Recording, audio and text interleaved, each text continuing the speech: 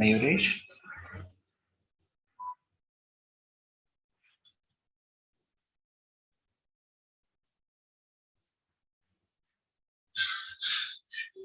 Ketki, you start, please.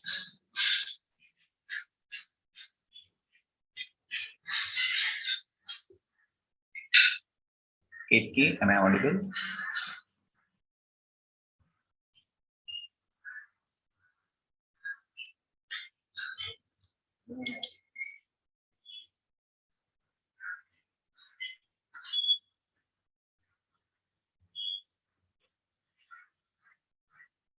Ketki, can you hear me?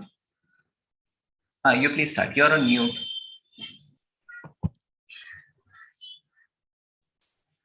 Good evening, everyone. Welcome to the third session of the Vtalks student series by the students for the students. Over the course of time, these talk sessions will help us gain valuable insights and inspire and motivate us. Many of us to pursue or excel in our areas of interest and find our calling.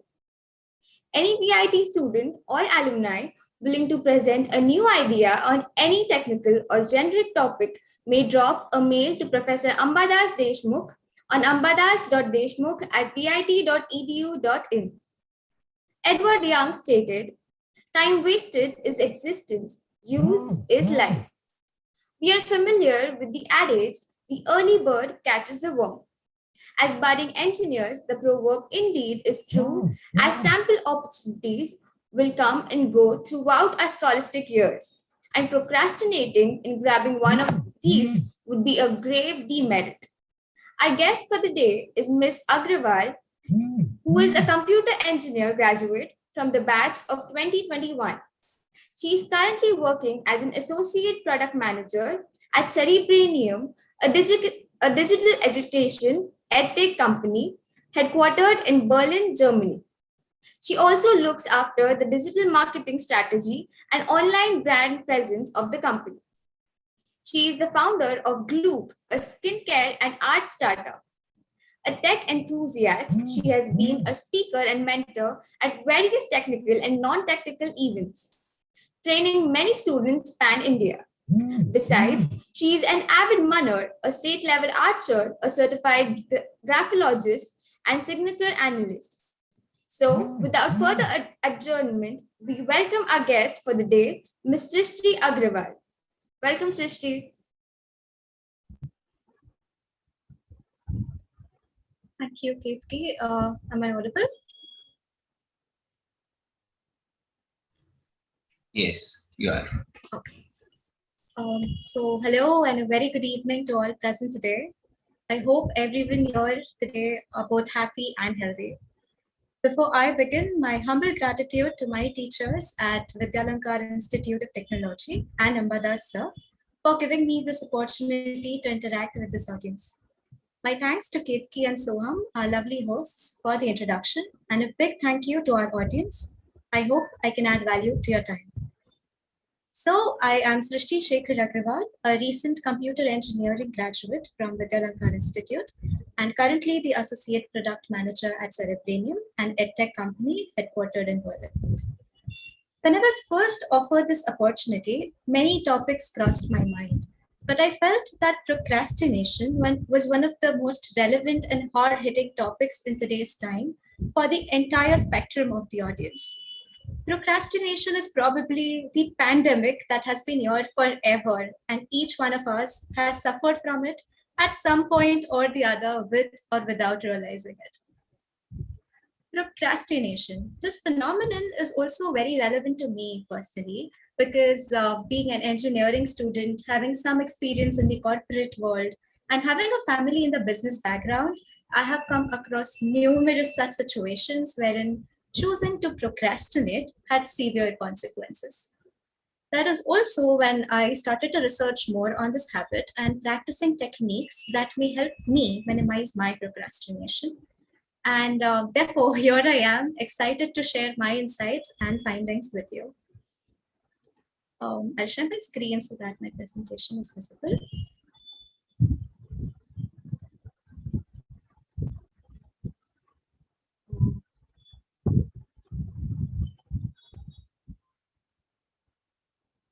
Is it visible?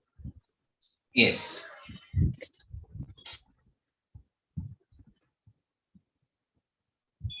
So it is said that knowing the enemy is half the battle won. Before we jump onto knowing the simple but important techniques to mitigate this problem, let's first understand what is procrastination and the dynamics behind this phenomenon. Because once we understand what is the origin of this problem and why does this problem exist, we can perhaps try to solve it in a much more efficient manner. So, what is procrastination? I would say any task that is supposed to be done and we choose to delay it or ignore it for whatever reason is procrastination. In simple words, the act of doing it later is procrastination. To cite an example that perhaps my fellow engineers may be able to relate to me instantly is, and it is something that we all have suffered from it almost on a daily basis. Whenever we are given an assignment or we choose to do some research work, or to that matter, even studying for an examination, somewhere in our mind, we imagine our workflow to be something like this, the ideal workflow. Logical, isn't it? Spending the first day in some planning a potential workflow, and then breaking the huge task into smaller, manageable chunks, working towards it daily, and ultimately completing it before the due date. How difficult would that be? Easy, right? But then comes the reality. When we actually start executing this ideal workflow to do an important task, almost every single time, I mean it, every single time we get a notification. In my case, an email notification. So, well, I think, you know what, Srishti, let's just quickly spend 10 minutes checking that one email. So I open my mailbox and check that email. 75 minutes later, I have checked a lot of emails and I've also streamed a couple of YouTube videos to, get a tiny break from checking those emails. Uh, Now I realize it is already pretty late. And after all that good work of scrolling through those emails, I'm tired. And since I'm exhausted, I'm not at my best. And this isn't conducive to writing a good research paper, right? So, what do I need? I need to go to sleep. So I should just go to sleep. But to compensate for the wasted time, I will get up early, all refreshed, and start afresh on my paper. So the next day, the alarm goes off a little extra early, and while I'm laying on my bed, I think, Srishti, the whole point of getting up early and doing all this was to start with a fresh mind. But am I really fresh? I'm not. I'm pretty sleepy right now. So let's sleep and start once I'm all refreshed. And there I go, push that snooze button again and again. And in this way, time flies. A similar story repeats every single day. And now we are here to the reality, the actual workflow. Now the due date is super near. In fact, we are on the last day. My interest in this research paper goes from 100 to 0. Now I think, you know what? I just need to get this done on time. I mean, leave the performance, leave how good the paper should have been. I just want to get done with this. Because in case I don't, that is going to be bad. The humiliation and disappointment of not writing the best paper will be much worse than not writing the paper I wanted to. So here I go. I pull an all-nighter, sabotage my performance, and submit this assignment. I perhaps did not submit the best paper I wanted to, but well, at least I submitted something, right? So here are we. Relatable, isn't it? Expectations versus reality. So what just happened? I mean, what was the dynamics behind this? Uh, you might think perhaps this is due to laziness or lack of motivation, but in fact, it is actually not. The theory behind this is we procrastinators are actually not undermotivated. We are just particularly fearful of failure. In fact, procrastinators are often over striving. We really want to achieve something great. We are also very driven people. But the problem is, we have two sources of motivation. Number one, the driver towards success, and number two, the fear of failing. We wish to succeed, definitely. But most importantly, we 100% want to avoid failure and humiliation at any cost. Like in this case, I wish to write the best research paper, but at the same time, I was anxious whether I'll be able to write the quality paper I wanted. I was fearful of the results. I was not clear as to how I want to go around with this entire paper. And most importantly, I wanted to avoid the failure and disappointment by not submitting my work on time because we absolutely dread failure. So we find ourselves stuck between these two countervailing forces, and this stuck point is what we actually call procrastination. So now to avoid failure, we use procrastination as a protective mechanism and almost always enter into a vicious cycle. The vicious cycle. So here is the vicious cycle. We are given an important task that must be done on priority. We start procrastinating it for any reason, be it the fear of failure, anxiousness, fear of the result, or not having the clarity we need. So we start procrastinating. Now we start feeling guilty about procrastinating, so we stress. Then comes the due date, the deadline. So we start panicking. We stress even more and we complete the task for the sake of completing it. And then we make an excuse to safeguard ourselves. To give an example, say I need to make an important client presentation at my workplace, and I have quite a decent amount of time to prepare for it. But I'm scared, I'm anxious whether or not I can do my best in the given time. I'm also scared what if I won't be able to do well, and I'm also not very clear as to how should I go about the entire presentation. So I keep procrastinating. I keep pushing that task to do it later. And I also feel guilty about it at the same time, but I still continue to procrastinate. Now the deadline is near, and now the panic creeps in. I need to do something about it. So I am just left with two choices. I can either choose to kill my self-respect, or I can kill my performance. Obviously, I choose latter. So I'll make a mediocre client presentation, and I'll also have an excuse ready in the back of my mind just in case, if the client meeting doesn't go really well, I will say, I just had 2 hours. There was no way I could do any better. I was overworked. I had to check a dozen of emails. I had to reply to some. I had to make a couple of presentations, which were also a little important. So I was pretty overworked, and that's the reason I really couldn't do well. And perhaps that's not completely my fault, but I'll try better next time.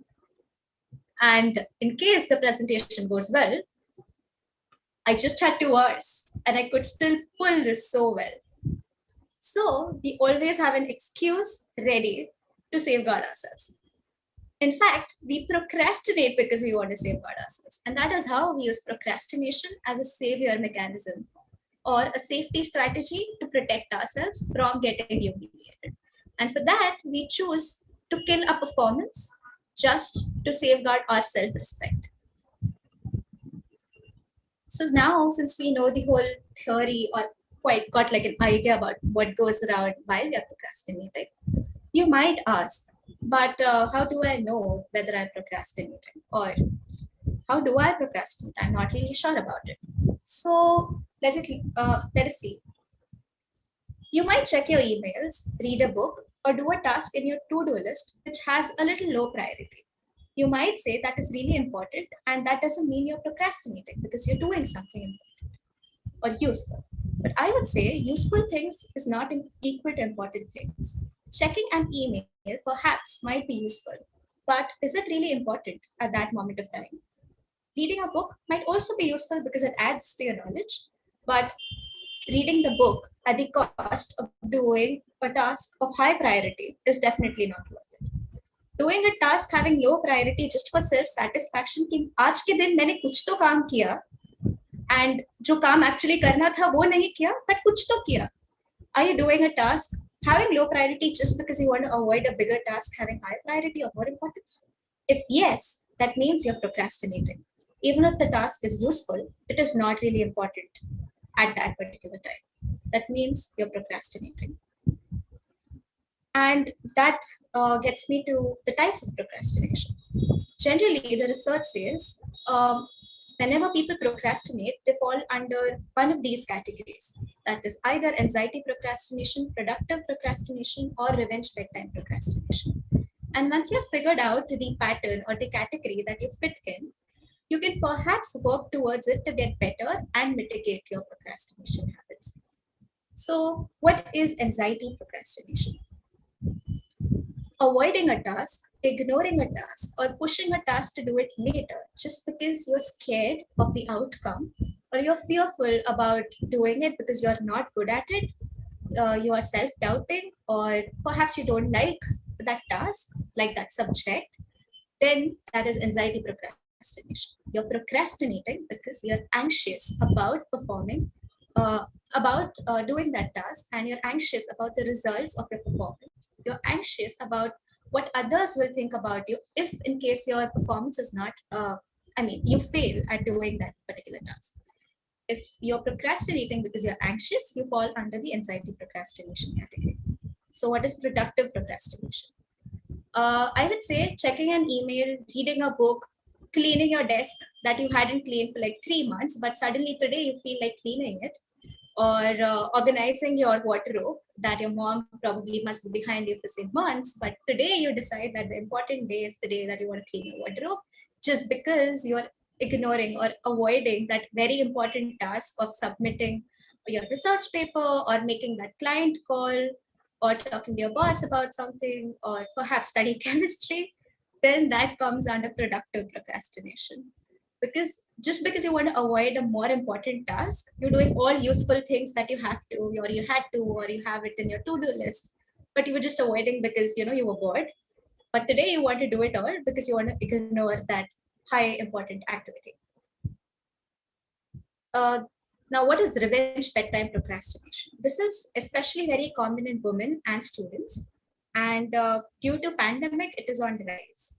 So, what is revenge bedtime procrastination? It is procrastinating because you feel that you do not have enough control on your time during the day.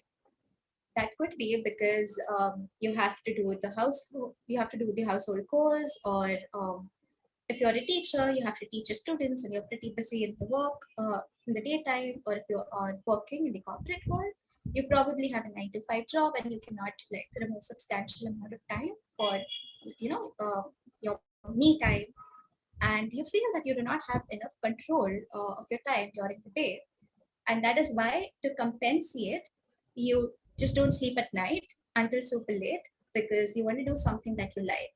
It could either be a hobby or just relaxing or reading a book or watching a Netflix series.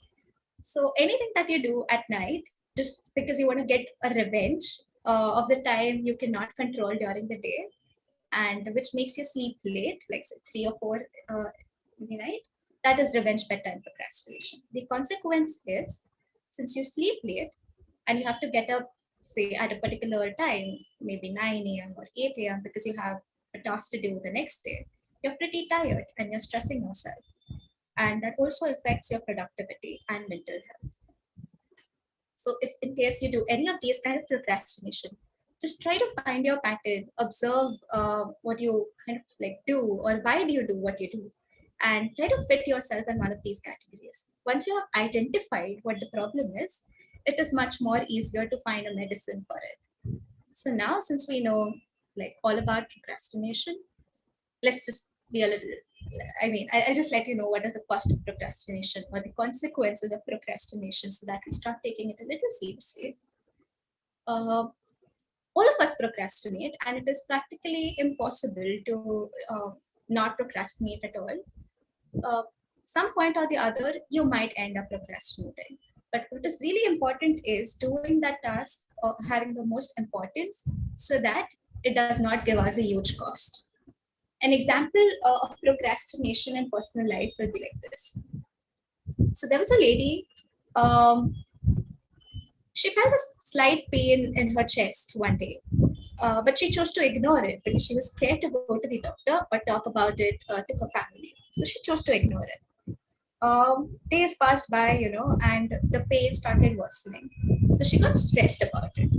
Uh, then later, one day, when the pain was unbearable, she had to definitely go to the doctor. And it was detected that she was suffering from cancer. Had she gone a little earlier or taken that step when she first felt that pain growing, or just felt that pain, a small checkup, an early detection would have been much better because you have higher chances of being treated well and also getting safe. So here in this case, there was stress. There was a worse emotional well-being, which also led to worse mental and physical health, and perhaps the fear of death, not only to her as an individual, but also to her family.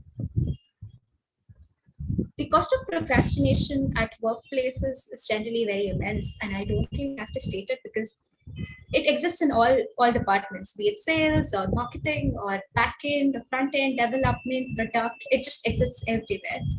And it gives a huge cost, be it time cost, revenue loss, opportunity loss, low employee satisfaction. To cite an example, a company A wanted to make a decision about collaborating with company B, but since kept procrastinating about having that decision whether or not to collaborate, they lost its chance because company B already collaborated with some other company, which led to a huge revenue and potential and opportunity loss. In academic life, procrastination is immense. I actually do not have to cite examples because I've already stated one. But if I want to quickly go through, when I was in my second year, we had like Mumbai University generally gives a study gap of say a week, so that you can prepare well for your exams and give the examination. Students back then used to do a lot of procrastination during their academic, the study time. And they used to only study during the last 2 days or the last 3 days of their study leave, just mug up answers and throw it on the paper, get marks, clear it, go to the next grade. Now, well, things seemed fine back then, but then as we went ahead in our curriculum, in our terms, we realized that we are lacking the knowledge, the fundamental grasp of that concept. And that is where procrastination gave us a huge slap because in the corporate world, when we do not have a strong understanding of fundamentals, it'll definitely sabotage our results. It will give us stress, and it will definitely result into an opportunity loss. So procrastination of any kind is actually very dangerous, and we need to do something about it. At least start noticing that you're procrastinating so that you can work towards it. Which gets me to the slide. So since we know there is a bug, how do we debug this code? It's a simple 5-step process. It's a long process, but then I identified that these 5 steps could actually help us getting that first step towards noticing that we are procrastinating and trying to stop it. Step number 1, be selective and honest. Take a paper or just like take a notepad and list your tasks. Everything that you have to do, say in the month or in the week or just in the day, and categorize them as per priority. But while doing so, also be very honest with yourself. Just don't pick tasks because you like those tasks and you enjoy doing that, or it's very easy to do it and complete it and strike it off your to-do list. Be very honest while you're selecting tasks because that is what actually matters. List your tasks, no matter how uncomfortable you are, list them properly and categorize them as per priority. One way to categorize them is to make a matrix. Important and urgent should be done first. Next is schedule, important but not as urgent, delegate, and eliminate. Eliminate is definitely which is not important as well as not urgent. Maybe you love those tasks, but if it is not important and not urgent, eliminate it. So you can have a matrix like this, having an x-axis on urgency and y-axis on importance. And perhaps if not, categorize it if you do not have any other matrix like this. So after you've done listing your tasks, set the table. By setting the table, I mean plan at least 1 day in advance. So check your task list. Pick up the tasks that you think are feasible and important enough to do it the next day. Jot those tasks on a paper, maintain a diary, and have complete clarity of work. By this, I mean, in the research, it has been clear that when a person does not have clarity of what is to be done, he is likely to procrastinate even more. If you do not have clarity as to what you exactly have to do in a client presentation, perhaps ask your boss. Ask the relevant person until you're crystal clear about what the task actually is.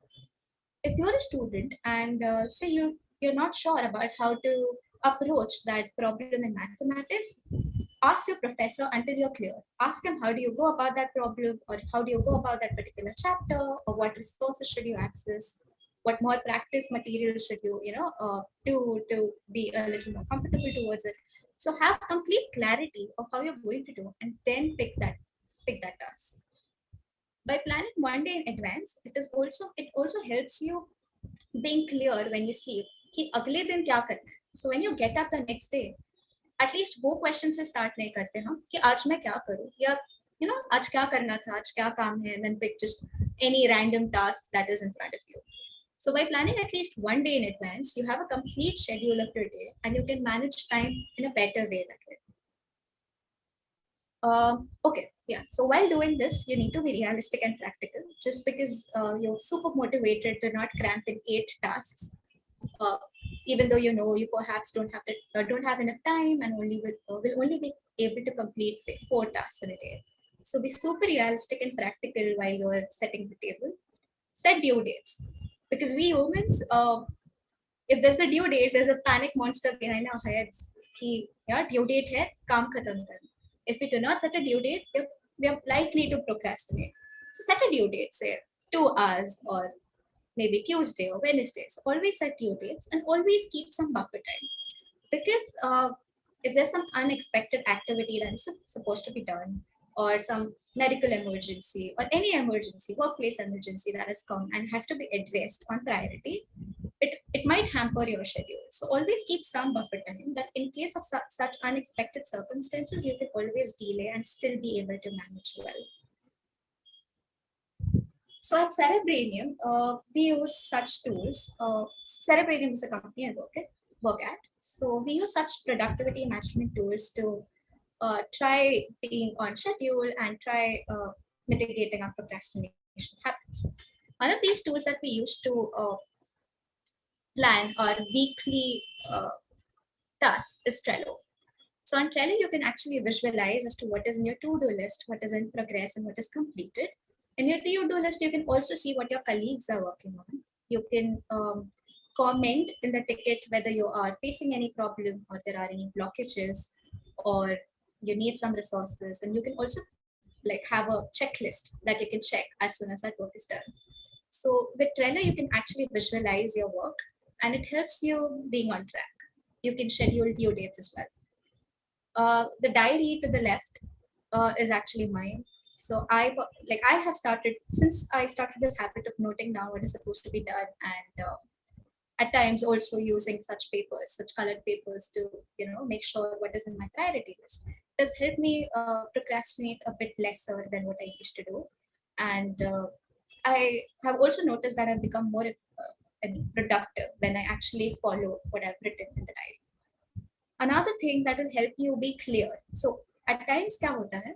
We know we want to do something, we have it in our to-do list, but we don't know how to do it. Or there's a train of thoughts in our mind and we are perhaps not able to organize it well. So here at Cerebranium, we use a Jamboard for it. We just dump our thoughts on the board randomly and then try to organize those tickets in a suitable manner so that we can follow those tickets later while we are making something. So while I was making this presentation that you can see today, I had many things that I wanted to cover up in mind, and so I just started throwing up. I just started throwing up my thoughts or dumping my thoughts on the Jamboard in the form of tickets. And then once I had everything on my board, I started organizing those tickets as to what I want to go first with, then what will go next, and then what will go last. So once I was done with it, I started working on my presentation following the Jamboard, and it gave me much more clarity and helped me avoid procrastinating on this activity. There are also other tools that you can use, but these are some tools that I personally use and find effective enough. So the third point is eat that trouble. Now, what is eating that trouble? Identify the most important task you are most likely to procrastinate on. Somewhere in our mind, all of us know that a particular task makes us uncomfortable, and 100% chances है कि हम ये नहीं काम करेंगे या उसे delay करेंगे या बाद में करेंगे या ऐसे सोचेंगे कि अभी फिलहाल इम्पोर्टेंट नहीं है, काफी दिन है हमारे पास तो बाद में करेंगे. So identify the most important task you're likely to procrastinate on and get it done first. Perhaps the first thing in the morning or at the time you are at your peak. So, in fact, Mark Twain had once said, "Isse bura aur ho bhi keh sakta hai." I mean, he had said, if the first thing you do in the morning is to eat a live frog, you know that perhaps nothing can get worse than that in your day. By that I mean, if you eat a live frog in the morning, तो इससे बुरा और हो भी क्या सकता है. जो सबसे इम्पोर्टेंट या सबसे डिफिकल्ट काम था वो अगर आप सुबह ही कर लोगे या एट योर पीक आवर कर लोगे तो यू नो फॉर श्योर कि आगे का पूरा दिन इससे तो इजी ही है. Once you're done with that most difficult or most important task that is troublesome, you'll probably be happier about it, feel a sense of pride, success, and the other tasks will have some like smaller difficulty level, or you'll just do it like easily, more effectively. So Mark Twain didn't actually say "Isse bura aur ho bhi keh sakta hai," but that is what he meant. Number 4 is develop the habit of success. Take one step at a time, don't give up. Remember the modern day bundles, which is decide, discipline, and determination. Once you have decided to do something, be very disciplined and determined until the end, until you've completed that particular task. For example, if you're starting with the first most important task of the day, once you have decided that you're going to work on it, be disciplined enough and determined enough that you won't give up on that task until you have done a substantial amount of work that you had intended to. And develop a positive addiction to endorphins. So whenever you complete a task successfully or strike off a thing in your to-do list, there's a secretion of endorphins in your brain, and you feel that you feel happy about it. You feel the sense of pride, of success, which makes you do better things. So develop that habit, develop that positive addiction, which will help you to avoid procrastination and do things that you actually intended to do on your to-do list. And number 5, and the most important, retrospect, reward, and repeat. Once the day is done, take your diary and check what went well, what didn't go as planned, and how can you get better. Maybe perhaps, say, you had planned to do 10 activities in a day, but you could only complete 4 of them. So what went wrong? Perhaps you crammed your schedule a little too much. You couldn't plan well. Or say you did all tasks, but the most important task was left out. So what didn't go as planned? You were supposed to do it the first thing in the morning, but you chose to procrastinate on it. So how can you get better at it? The next day, start with that particular task. So retrospect daily as to what went wrong or what went really well so that you can strengthen your strengths and weaken your weaknesses. And get ready for another productive day.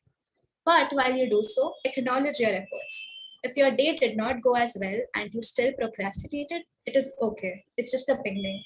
Acknowledge that it's okay to just not be 100% on day one, but also be ready to work towards it. And if you did really well, reward yourself with something. So that's a summary. Be selective and honest, set the table, eat that trouble, develop the habit of success, retrospect, reward, and repeat. If I want to quickly run through it again, set a priority list, make a priority list, jot it down on paper, pick the most troublesome and the most important tasks that you're likely to procrastinate on and complete it first. Develop the habit of success and the addiction towards doing tasks on time. And after every day, like at the end of the day, retrospect, reward yourself, and be ready to be productive the next day. Some recommendations and also citations that I would like to give are these. You may read these articles or watch these videos if you want to understand more about procrastination. And that's a wrap. Thank you for listening and have a great day. I am open to questions or queries.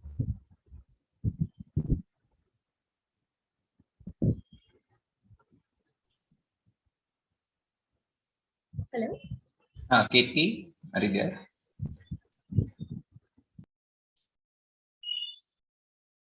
Katie, can you hear me?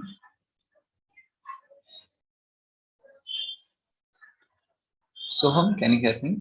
Good evening, everyone. Firstly, Srishti, I would like to thank you for such an insightful deliberation. Now, with your permission, we have some questions posed by our audience. So, can we begin? Please, so. So, Udbhav asks, could you tell us what was the inspiration for your company Globe?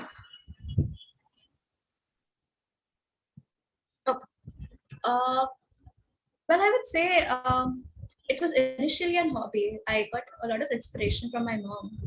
Or whenever I used to procrastinate or do not have enough time, or enough tasks in hand, she used to motivate me to do what I like to do. And that's when I started researching a little bit about these products um, and developed my own formulas, learned about it. And I also was pretty much inspired about using natural or traditional knowledge that we have with integrated with modern technology to create something even better. So perhaps that was the fundamental inspiration that I got. Awesome. Thank you. Ronak asks, could you tell a common practice or habit which makes us procrastinate subconsciously? I wouldn't say that's a habit that makes us procrastinate subconsciously. Procrastination itself is a habit that we use to, protect ourselves and make better excuses and, come clean out of it. But the reasons we procrastinate could be because we are not clear as to what we have to do or how do we want to do it, or we are fearful about the results, or we are anxious about doing it, or just that we are not sure if we can perform it very well, or we find that task a little difficult. Thank you. How would you balance between procrastinating and overexerting? Well, if you're procrastinating, you are most likely to not overexert yourself because, the fact you're procrastinating means that you're avoiding doing tasks or you're doing tasks of lesser importance or lesser value. So, probably if you're procrastinating, you're not overexerting in the first place. But whenever you plan your day, schedule it in a way that it's pretty balanced. Take important tasks first, then have some me time or have some break, and then certain other tasks that are equally important. So you need to have like a well balanced to-do list. What, according to you, would be one of the major reasons for increase in revenge bedtime procrastination in the current times? Uh, okay, so perhaps in the corporate world, this could be one of the reasons. At least we saw a surge of revenge bedtime procrastination during COVID-19. The pandemic. One of the reasons was work from home. So in many corporate offices, since this entire concept was pretty new, there was no segregation between working hours and personal time. So people treated their entire 24 hours as working hours, or there was no proper segregation. So working throughout the day and not having enough time, or perhaps having enough time but not finding enough time for yourself, was one of the could be one of the reasons of revenge bedtime procrastination. In the case of students, say, yeah, if you are in your college for a long time and have extracurricular activities in hand as well, and you come back home pretty late, pretty tired, the only time you get to spend for yourselves is during the night. So that would be another reason for revenge bedtime procrastination. Suraj asks, ma'am, what according to you would be some of the classic office procrastinating scenarios? Well, one of them is the example that I stated during my presentation, which is delaying a decision of collaboration. So decision making can be one.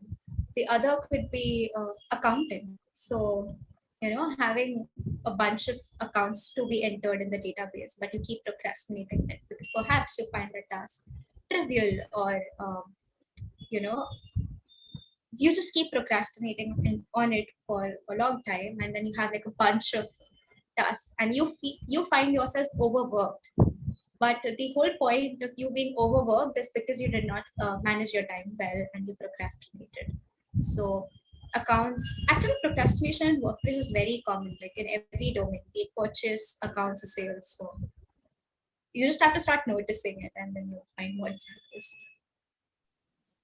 Even I had one question. So, like, do you face any scenarios wherein managing between cerebranium and gluc inevitably leads you to procrastinate? Not really. I mean, I would I would say I'm pretty lucky on this aspect because at Cerebradium we are a remote team completely, and I mean we're working from 4 different countries, and we have like a super flexible schedule, and we do not have a fixed hour, concept.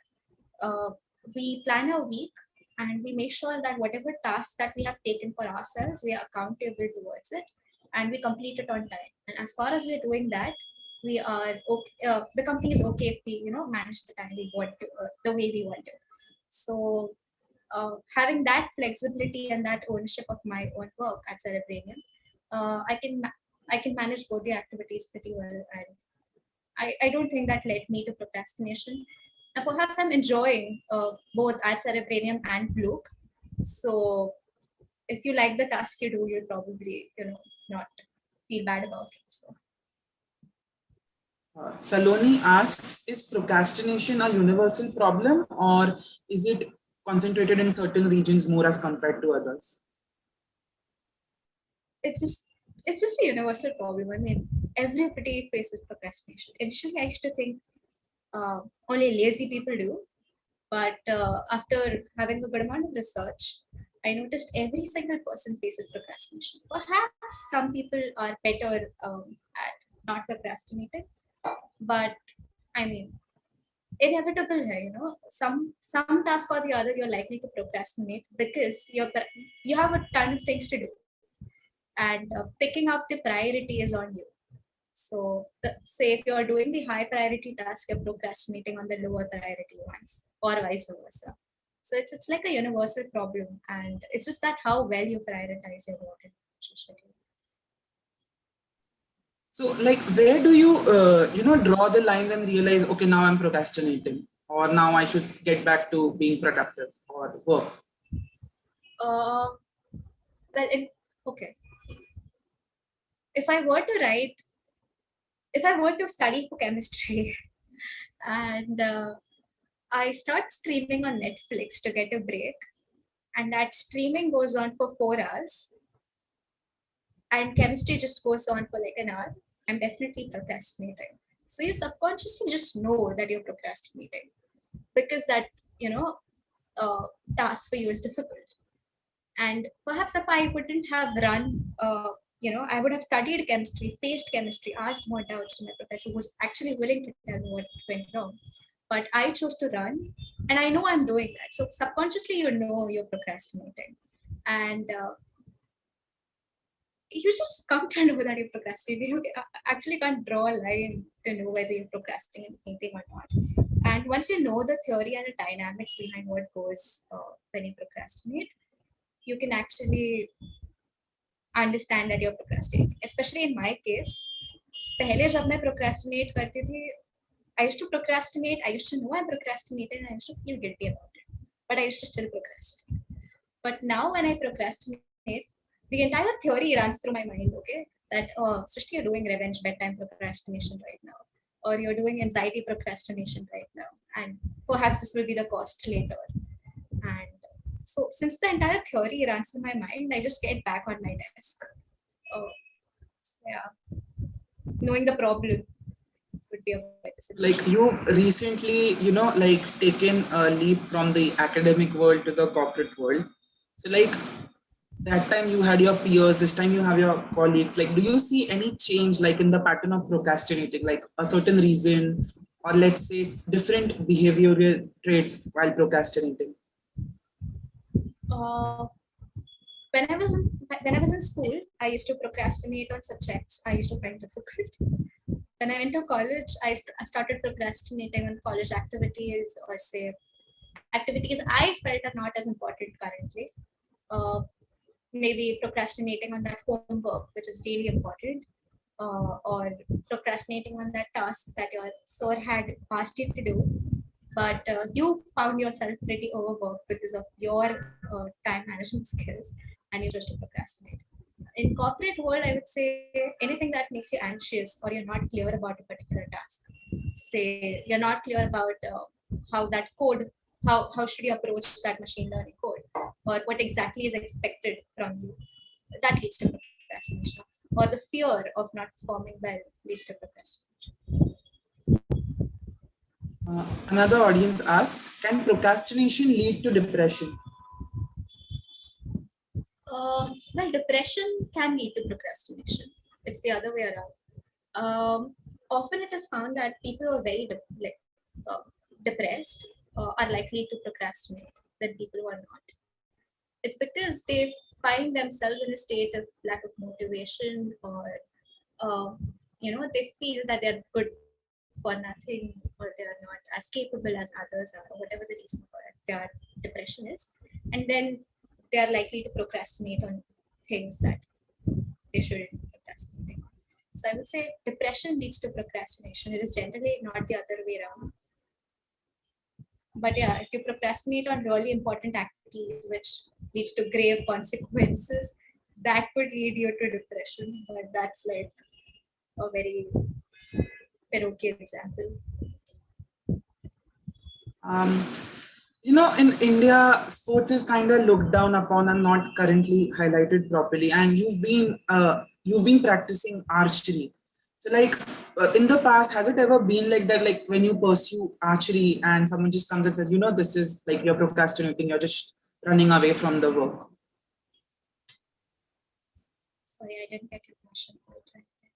Okay, so like you've been practicing archery as in the past, and you may be practicing it right now also. So like has like your teachers, or let's say parents, or your peers, has anyone ever come and taunted you by saying like you're just practicing archery just to run away from the work, and your work is pending and you're procrastinating over there by practicing or indulging into archery? I was always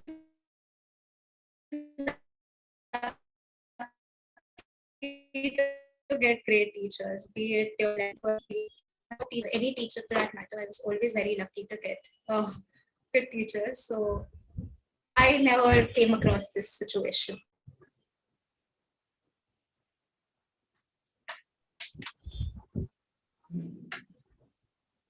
Okay, so well, that was an interesting exchange of questions, and I'm sure our audience present here are content with the answers. A humble reminder to kindly fill the feedback form posted in the chat section. And now I would like to call upon Ketki to continue further with the session. Thank you. That was quite an informative and eye-opening session right here, Srishti. As we express our heartfelt gratitude to you, dear audience, we must never forget that take time to deliberate, but when the time for action arrives, stop thinking and go in. I would like to express our profound gratitude to Ms. Srishti Agrawal for taking time out from her busy schedule and coming here today to talk on such an enlightening topic. I would also like to express my sincere thanks to the higher authorities and our professors of Vidyalankar Institute of Technology for making today's session a huge success. It was a pleasure having you all here tonight, and I promise our next session would be equally spectacular. Thank you and have a great day ahead.